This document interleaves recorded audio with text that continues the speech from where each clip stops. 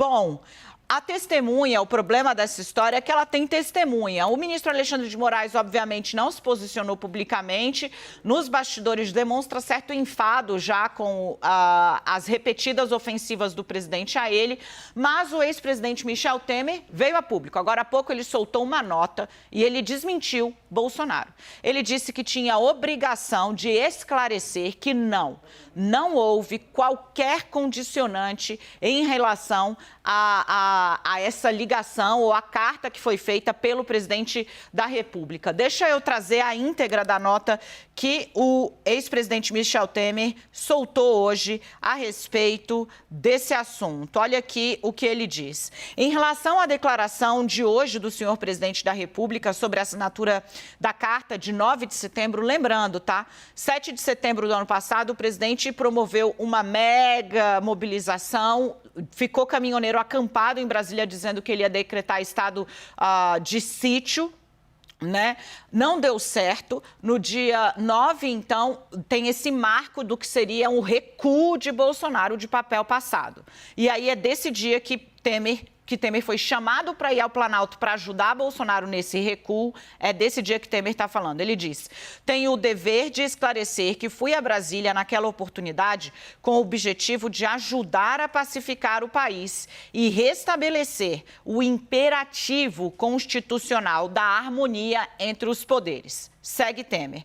As conversas se desenvolveram em alto nível, como cabia a uma pauta de defesa da democracia. Chamo sua atenção.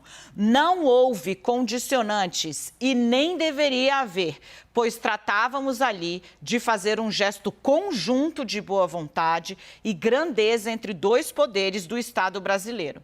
Mais do que nunca, o momento é de prudência, responsabilidade, harmonia e paz. O gabinete do ministro Alexandre de Moraes, óbvio, disse que ele não vai se pronunciar. O bastidor eu trouxe para vocês aqui. Qual é o bastidor? Certo enfado, certo cansaço com essas investidas dia sim, dia também. E é muito interessante, vem para cá o nosso trio. Parada duríssima. Tudo bem, Yuri Pita? A Renata já conversou comigo longamente, agora eu vou ali falar com o meu parça, Leandro Rezende. É muito interessante, Leandro, porque o relato que o presidente Bolsonaro faz é muito diferente do que o que ele fez na época, né? O relato que Temer faz é o mesmo que ele fez na época, uma ligação de 5 minutos pelo telefone, com Bolsonaro fazendo piada, dizendo que a única briga que eles tinham que ter é porque um era palmeirense e o outro era corintiano, Alexandre de Moraes é corintiano roxo.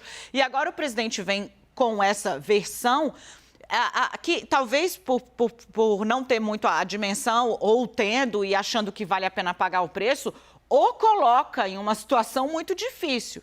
Porque se o presidente estabeleceu condições e, segundo ele mesmo diz nessa entrevista, era diminuir a pressão sobre o pessoal dele que estava lá e que nada disso foi feito, o ministro seguiu com a toada do trabalho e o presidente pediu um favor ao ministro do Supremo Tribunal Federal. Favor. Qual é o saldo dessa história? Dani, primeiro, boa tarde para você, Renata, Yuri, todo mundo com a gente aqui no 360. Quer dizer, o presidente Jair Bolsonaro acaba, não dá para dizer que ele está contratando uma crise nova, né, na relação dele com o judiciário, mas ele está colocando uma outra camada de problemas ao sugerir um acordo aí, de uma maneira um pouco esquisita e mal explicada nessa declaração que deu lá ao SBT. O presidente fala de um suposto favor que o ministro Alexandre de Moraes lhe faria, que ele, presidente Jair Bolsonaro, está dizendo que isso foi combinado e que esse combinado não foi cumprido. O presidente Michel Temer, que participou da elaboração daquela carta, já desmente tudo isso, né, que aquela ligação foi uma ligação curta. O Temer foi chamado a Brasília, a gente trouxe isso bem aqui na época, foi chamado para poder costurar uma solução, tentar diminuir um pouco todo o clamor que houve no 7 de setembro, o que desagradou bastante aquela carta divulgada pelo presidente Jair Bolsonaro, desagradou bastante os bolsonaristas que, como você bem lembrou, Dani, estava esperando ali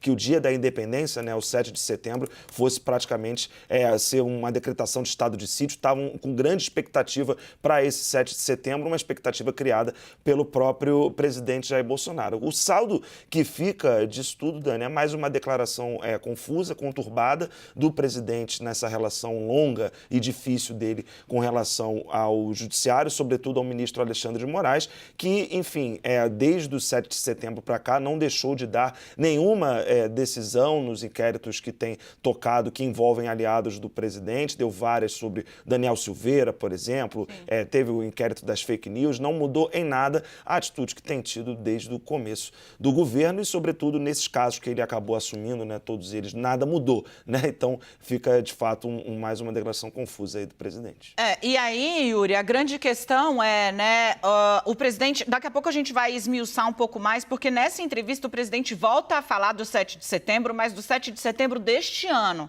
A gente, em seguida, traz esse trecho, no qual o Bolsonaro diz que está preparando uma grande mobilização no 7 de setembro, no qual as pessoas vão para a rua para manifestar sua opção, seu lado político, contra repasse para ditaduras, o lado da família, o lado da vida, o lado de Deus, o lado dele, enfim, sabendo o que ele faria ato contínuo.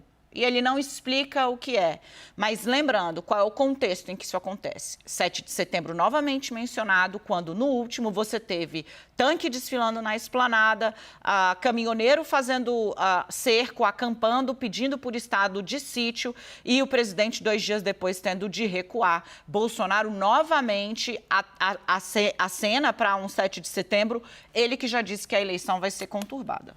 Que deveria ser o oposto, né, Dani? Lembrando que esse 7 de setembro de 2022 marca nada menos do que o bicentenário da independência. E antes de tudo, boa tarde para você, para o Leandro, para a Renata, para quem nos acompanha no 360. Ou seja, além do simbolismo de ser também praticamente um mês antes das eleições presidenciais deste ano, que já por si só se tornaram talvez as mais importantes desde a redemocratização, mas esse simbolismo do bicentenário da independência, que deveria ser uma data cívica ali de celebração da nação, que a gente está vendo é de celebração da cisão. E todos esses movimentos que miram Alexandre de Moraes, a gente não pode nunca esquecer o contexto de que não só ele é ministro do Supremo Tribunal Federal responsável por uma série de ações que afetam o presidente e seus aliados, mas porque também nessas eleições de 2022 vai ser o presidente do Tribunal Superior Eleitoral.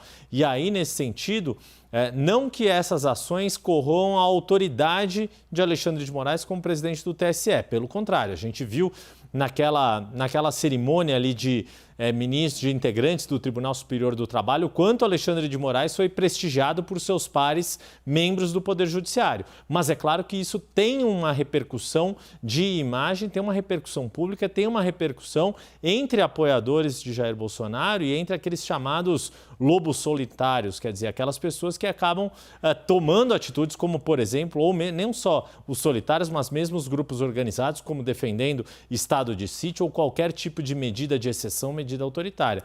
Tendo isso a menos de um mês das eleições, não é pouca coisa para a gente não se preocupar. Muito pelo contrário, é para todos aqueles que preservam, que gostam do Estado Democrático de Direito e querem que ele continue assim, fiquem com os olhares bem atentos.